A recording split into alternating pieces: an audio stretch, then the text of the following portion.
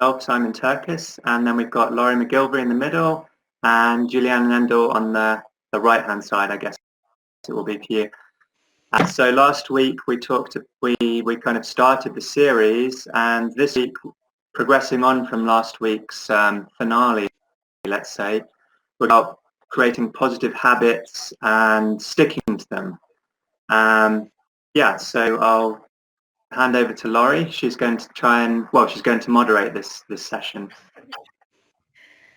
We're going to talk a little bit. We're going to talk with Simon for a little bit, and we're going to talk with Julianne for a little bit. And they both have really compelling stories that we're going to share with you today about how they made their journey. And it's so important to understand when you're looking to shift habits, you're not changing a habit, you're replacing it with something new, better. That's really important to understand, because changing a habit it doesn't work, it doesn't stick. Replacing a habit with something new, different, better, that is what will work, and that is what will stick, and the repetition, repetition, repetition. And let's start with Simon today. And I know there's a lot of people who are interested in a better health regime, a better eating regime, a better maybe you're vegan, and that's where I really would like to go with this, because that's a major shift. How long ago was it when you became vegan? That was about, I would say, around 6 years ago when I first started taking the first steps towards becoming vegan. And I didn't jump in straight away like 100%. But that's the same with many other things, I think. You don't have to become super strict about something. It's about taking steps. And as you progress, it'll become easier and easier. And it's not about beating yourself up if you eat a bit of cheese or something or slip up. It's about progress rather than perfection, is something I like to say. So how did you do that? Did you actually set a goal that you wanted to become healthier? What was your mindset at the time? I mean, I'm going to take you back 6 years, so I'm going to get you back to the beginning, because that's where a lot of people are starting right now. And did you set a goal that you wanted to do something particular in your health? You just wanted to be overall healthier, and you felt switching to vegan, studying that about it was better? Yeah, it's a combination of different things, because I'd started watching a few. I think it was a bit of it was a kind of trend at the time, and it's growing all the time now too. But it was the beginning of the massive popularity that veganism's had recently. There was a lot of videos on YouTube and on Netflix about veganism and the benefits for the planet, for your health, and obviously for not harming animals. And I've always been an animal lover ever since I was a kid. I used to be vegetarian when I was younger, then switched back for a time to eating meat, but I decided after seeing these documentaries the time was right to go experiment with veganism. And yeah, I pretty much quite quickly afterwards I started feeling healthier, because before that I maybe had neglected my health a little bit in terms of eating fast food. But yeah, after becoming vegan, I could feel my energy coming back a lot, which is great. You didn't feel deprived? No, not at all. I mean, there's a few things maybe when I was going out to like restaurants or things or cafes or just in the supermarket, it might have been it was a bit difficult sometimes. But I would say pretty early on, actually, probably because it might have been because I had been vegetarian before, but I found it quite easy quite early on. And also not as I said before, not beating myself up if I did. It was more, I would say, other people, funnily enough, if I maybe ate something that had an ingredient like it might have milk in, they would say, "Oh, but you're not being a perfect vegan." But I never really said, yeah. Some family members and other friends made kind of jokes about that, but I think it's because veganism has been seen as a bit of a wacky kind of hippie thing and a bit out there and weird, but it's become a lot more mainstream now. So I don't think huge. It's huge here. there's all the shops. It's no problem to go find whatever you need here. 6 years ago, though, you're talking, it was much more difficult. Yeah, yeah. So we eat mostly vegan, but we eat fish. We have fresh fish right from the sea here all the time. Mhm. We eat eggs once or twice a week. So we're not strict vegan, but we do have days. We have vegan days that, we just do. And I And think don't feel deprived at all, ever. good, and that's become a big thing here as well. Like people, maybe they don't label themselves as vegan, but they're definitely. Just read the other day. I think it's something like 60% of British people now are reducing the quantity of meat and dairy and animal Yeah. products they eat, and it's because of their health, but also because of all the stuff that's being reported in the news about climate change. And I mean, Greta Thunberg's had a big impact on that, I'm sure, and that kind of Sure. her followers, like promoting the idea of veganism and how it's Yeah. good for the planet. Yeah, but it's great for your body and your health, for sure. And there's plenty of ways that you can get all of your proteins and all of that. You have to study it. You can't just throw yourself into it. And I know that there's some people, though, I want to make sure that talking about this part of health and healthy eating is some people do this as a place to hide anorexia. Mm. And this is where we're going to head over and have a bit of a chat with Julianne about her younger years. That people will do things saying that they're doing it for whatever health, but they're actually hiding anorexia behind it. So we want to be sure, as we're talking about these things, we're making sure that people understand this is about health. This is about your health and studying it to do it the right way. So, Julianne, you had an amazing story from when you were young, and it was actually about goal setting. And your parents were just brilliant the way that they handled your big goal that you had. Do you want to tell us a little bit about it and the backstory of what we were just talking about with the health part of it? Sure. Well, it was when I was 15, basically 15. I turned 16. I set a wrong goal for wrong reasons, actually. Not like Simon with the intention of eating healthier. Back then, I did not really study enough about what I was eating. It just popped into my head that I needed to lose weight. Because I had something stuck in my head that my body was not good enough, or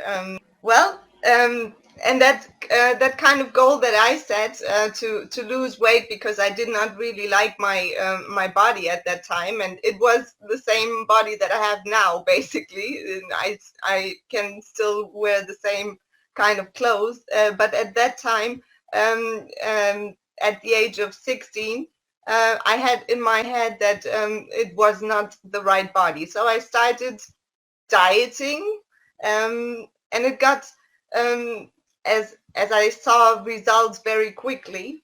It got into a spiral where I got so sucked into losing more and more weight, and within a few months I had dropped 20 kilos, nearly 20 kilos. So I went from say 53 kilos to 36 kilos at that time, and I had the same height. That could only been resolved by or replaced, like you said, Laurie. A bad habit you can only replace with a better habit. But obviously, when somebody tells you, oh, well, you have to gain some weight because your health is suffering, at that age, maybe you don't want to listen. You just, in your mind, you were doing it to lose weight. Exactly, and I look Where great. Simon was talking about doing it for health purpose. You were not in that thinking of health purpose. You were thinking in what we were talking about last week, living from the outside in. Yes, exactly. Simon was thinking living from the inside out, and you were thinking living from the outside in. These are the differences, and they're really important to understand. And I mean, we're talking about it was in the 90s, 96 it was at that time. And it at that time we didn't have internet, so I think nowadays can be even more dangerous if you focusing too much and comparing too much magazines and models and So what happened then? Roll forward a bit. You had this big goal and dream. You are from Germany. You were living in Germany. You were how old again? I was 16. 16 years old. And so you had this big dream idea. You came home from school and said to your mom and dad what? Well, that was already before I started with my crazy idea, but to be anorexic. But I wanted, my huge dream was to live abroad in the US, and everything was already set up to live and go to school in America. You were doing exchange student, right? Exchange student. Yeah. Exactly. So everything was already clear, and then this anorexic period came in between, and my parents, the only way out was to drag me to the doctor, and then my mom, she had talks with the doctor, obviously, and they, the only way they both came to get my head around was to talk to me and set a higher goal, which was in that case going to America. And they said, okay, well, if you want to go to America, you have to prove us and show us that you are capable of taking care of yourself. Because I mean, although you're going to be living with a family over there, we cannot have them taking care of you. You have to do that for yourself, and you need to prove and show us. So self-sustainability, which is what we talk about all the time. You had to be self-sustainable in order. At that age, of course, it was I wasn't even aware of self-sustainability. That was not a big thing back then, and if your head is so clouded with your own inner image, then oh no, go away, self-sustainability. You know, I have my reasons, and you can go. But that desire to be going to the US was so huge, and that goal of mine was bigger than actually dropping or just giving in, only because of my weight issues, which there were no weight issues. And you had to, and intermixed in all this, you had to learn English. Well, improve English, let's say. Amazing. So you went to America. You became an exchange student. So you did what you had to do. How hard was that? You had this giant goal. It was, I think it saved me back then. And of course, when let's go back a little bit before I entered the plane. It was that I tried to get very creative, hiding my eating habits from my parents and the doctor, of course. but after a while, I mean, in first week when they weigh you on the scale, then it's still okay. But after 3-4 weeks of weighing, and you still weigh the same, then something has to change, right? So I gained weight slowly but surely. I gained weight, but then I thought to myself, okay, well, in America, I'm gonna drop that weight again anyway. But it wasn't that way, and I can tell you that in America I gained weight, but I had the optimum conditions to be going to America. Yes. So I came back with the same 53 kilos I had before I started being anorexic. So creative. Your parents starting up with Yeah. the doctor and getting the help and using that giant goal you had Yes. to help motivate you in the most positive ways. Just Absolutely. the whole encompassing of it was just incredible. And they were working to help you understand better health. Yes, and I mean, it impacted quite a lot, because after being back to my normal weight, which is the comfortable weight I have, and it's healthy and balanced, I think I came to realize how important it is to create good good eating habits, and that you don't need to deprive yourself of food, or even go a little bit deeper, actually, because there's always a root down there. The cause of why it all started, it was because obviously at that time, at that age, I really did not see myself, and I did not accept myself being more female-like at that age. And back in the 90s, the heroin chick was like Kate Moss style, very skinny and like Yeah. so that was this image that was created externally, and was so much represented, and that I took it in, and I took it in the wrong way. But that huge goal was bigger than that, and it helped a lot to move in the right direction again, and that's I think the only way out. And then you came back from America from your foreign exchange student, and you told your parents that I'm going back, which helped keep all of this flowing and keeping the good habits going. And you were going back for the whole year then, because this was a short term, right? It's 6 months.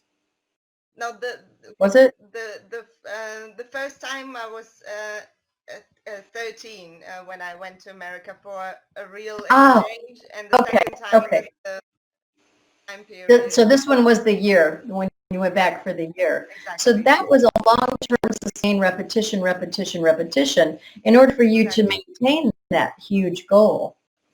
Yes. And succeed. And so that recreated new habits, better habits for you. And I have to say that the time period in America was great. Traveling broadens your horizon anyway, but seeing and experiencing different food from all sorts of other countries, that I hadn't tried before, that made it also quite inviting to try out new things, of course, and not there's food from every country that you can imagine there. And then those I remember my my host family and we went every Sunday. We went to the farmers market. So farmers market was a big thing, and every time I go back to the States, my friend Bridget, she always makes sure that we go to the farmers market back and enjoy all that lovely All the food, fresh, all the food. fresh farm food. Yeah. It's amazing. So the whole thing created just better Habits, repetitious absolutely. habits. So it doesn't go. Let's go back to Simon. Could I have you shut the microphone off for a second, Julianne, because it's echoing when they're on. When you were making your switch, Simon, you had a different motivation. You were wanting to do it for health and for the social community, the world, betterment of you ripples into the effects of betterment of the whole. And we started to talk about, these things don't happen overnight. You don't get to where you are today, 6 years later, of this repetitious habit that you don't even think about those things today. You know what to do. You probably got some fabulous recipes. And I'll tell you what, the vegan recipes that are out there today are just over the top, out of this world. They're gourmet. We have the vegan cooking workshops that they do here. And they're this fabulous gourmet cooking. I think they do that over in Tenerife as well, don't they? And just amazing. So for you, Simon, it was step by step by step. You just have to start. You have to decide. You have to make it a goal that's a driving goal. Yeah. And it has to be big enough. There has to be enough reason and passion behind it. So what were, just very quickly, I realize we're coming to the end of our 30 minutes. Very quickly, what do you remember some of the things that you did, those first steps? Can you remember back to some of the first steps you did? I started checking out different blogs and recipes online, and I started going to, and in the supermarkets I just started searching out where you could get alternatives, like different types of milk, like soy milk and oat milk and all that kind of thing. And then in a way, it was easier in some respects at restaurants, because you would only have maybe one or two choices, so you didn't have to 6 years ago, for sure, yeah. You didn't have to study the whole menu. You could just say, I'll pick that because that's the only I can eat. But just on a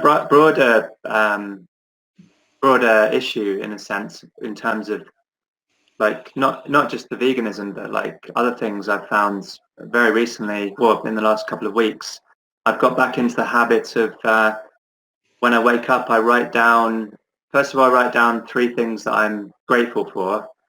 Then I write down 3 short-term goals, daily goals for the day, and then I write down 3 kind of longer-term goals.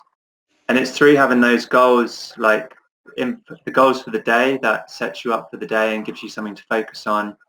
And then at the end of the day, even if you've achieved one of them or 1 or 2 of them, you feel like you've actually achieved something in that day. And do you beat yourself up if you don't? No, I don't get annoyed at myself, but I'll think, I'll try and I might set so I try and get it done.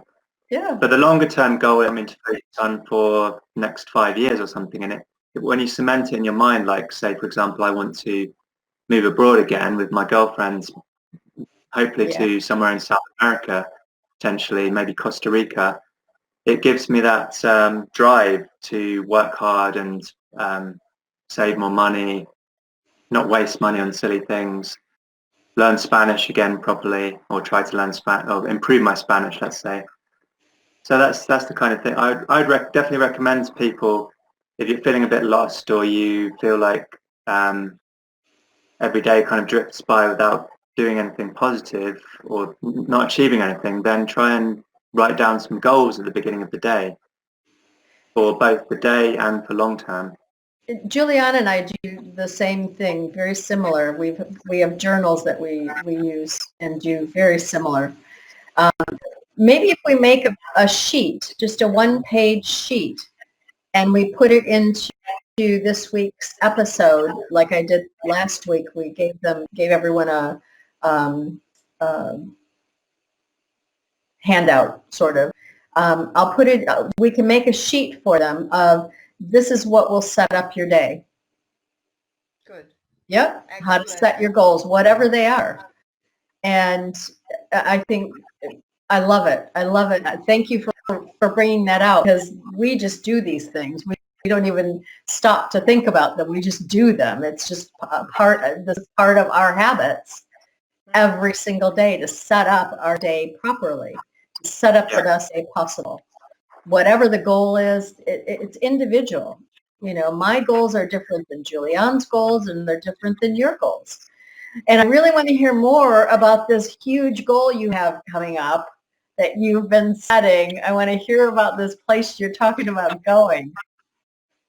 Oh, Costa Rica. Just, I'm not sure. I think it was about maybe a year ago or so. I just started thinking more and more about Costa Rica, because I've read so much about how they're very different from a lot of countries. They really focus on sustainability and protecting the environment, and they don't have a military, which I think is great. They're much more into peace and this idea of pura vida, I think that the term is, so pure life.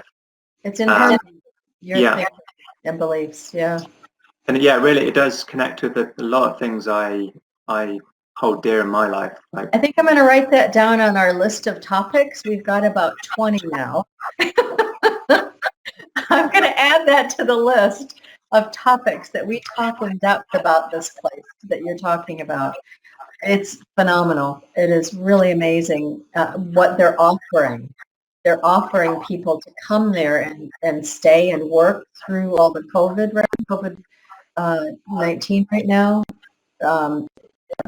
They give people a place to work. Is that they're working, distance working?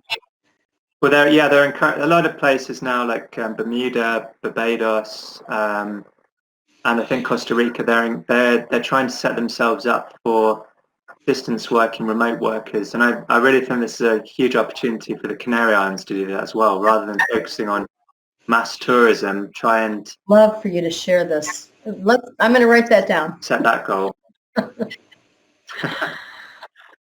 I think we're probably at about the end of our 30 minutes. Is there anything more you wanted to add, Julianne? No, it's been great again, and I'm looking forward to the next one. There are so many topics to share, and my mind is working. Absolutely. And what about you, Simon? Is there anything more you want to add before we say goodbye?